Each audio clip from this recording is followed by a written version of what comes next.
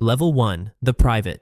This is where most soldiers started. You're at the absolute bottom of the hierarchy, a number in a uniform. Your world is about 3 feet wide, the width of the trench. Days are a monotonous cycle of standing watch, repairing duckboards, and trying to sleep in a hole that's half full of freezing water. You're constantly cold, wet, and terrified. The rats are your roommates, feasting on the unburied dead in no man's land. Your rations are hardtack and bully beef, often moldy. You have no control over your fate. When the whistle blows, you go over the top because you're ordered to. Survival depends on luck as much as skill. This level is about sheer endurance, where the psychological strain begins to crack even the strongest minds. Level 2, the Lance Corporal. You've earned a single stripe, a tiny step up.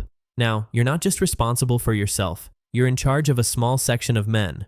Your days involve supervising trench maintenance, making sure those sandbags are stacked, the latrines are dug, and the wire is repaired. You're the link between the privates and the higher ranks. It's a precarious position, too harsh and the men resent you, too soft and the sergeants come down hard. You still share all the privates' miseries, the mud, the lice, the shelling, but with added pressure. When a raid is ordered, you lead your section out, knowing any mistake could get them killed. This level introduces the burden of command, however small. Level 3, the Corporal. With 2 stripes, your authority grows. You're often the platoon's backbone, handling discipline and training. You ensure weapons are clean, despite the mud, and that the men know how to use bayonets and grenades. You might have a slightly better dugout, but it's still cramped and damp. Your role involves more direct interaction with officers, relaying orders and reporting issues. In battle, you're expected to maintain control when chaos erupts. The psychological strain intensifies here. You see friends die, and you must keep the men motivated even when hope seems lost. This level blends the grit of the trenches with the beginnings of tactical responsibility. Level 4, the Sergeant. Now you're a key enforcer. Sergeants were often career soldiers, the tough veterans who kept the army running. Your dugout might be a bit larger, with a small stove, but you're still in the front line. Your days are filled with drills, inspections, and maintaining order.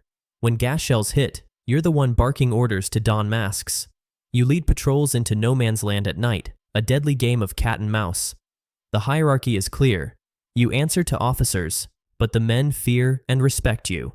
This level requires iron discipline and resilience as you balance the demands of command with the ever-present threat of death. Level 5, the Lieutenant. Welcome to the officer class. As a junior officer, often fresh from training, you're in charge of a platoon of 30-50 men. You live in a command dugout, slightly safer but still vulnerable. Your role shifts from manual labor to planning and leadership. You conduct reconnaissance, write reports, and make quick decisions under fire. The pressure is immense. You're responsible for your men's lives, yet you're often as inexperienced as they are. You eat better food, maybe tinned fruit or officers' rations, but the guilt of privilege weighs heavy.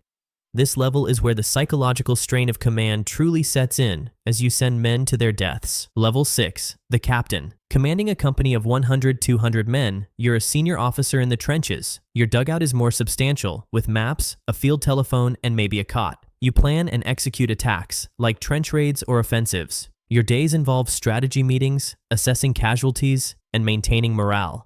You have more autonomy, but also greater accountability.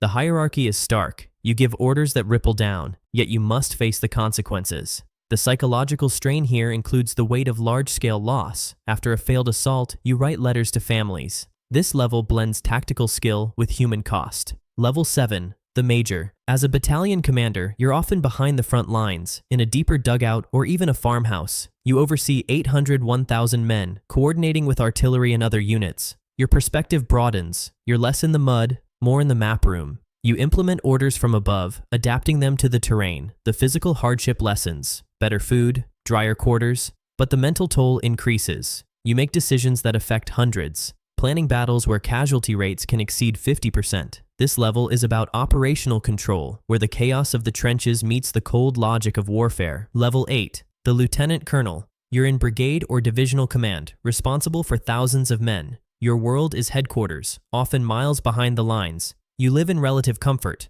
a tent or billet, but the pressure is strategic. You allocate resources, plan major offensives, and deal with high command. The hierarchy is complex. You answer to generals, but you see the human impact of their orders. The psychological strain shifts from immediate danger to the burden of large-scale failure, like the Somme or Verdun. This level is where the individual soldier becomes a statistic, yet the responsibility for those statistics is yours. Level 9, The general. At this rank, you're directing corps or armies, overseeing tens of thousands. You're far from the trenches, in a chateau or command post. Your life is meetings, telegrams, and grand strategy. The physical hardships are gone, replaced by political pressures and logistical nightmares. You order offensives that cost thousands of lives, often with limited success due to the stalemate of trench warfare. The hierarchy places you near the top, but you're answerable to governments and public opinion. The psychological strain here is one of detachment and monumental decision-making, where the human cost is abstract yet overwhelming. Level 10.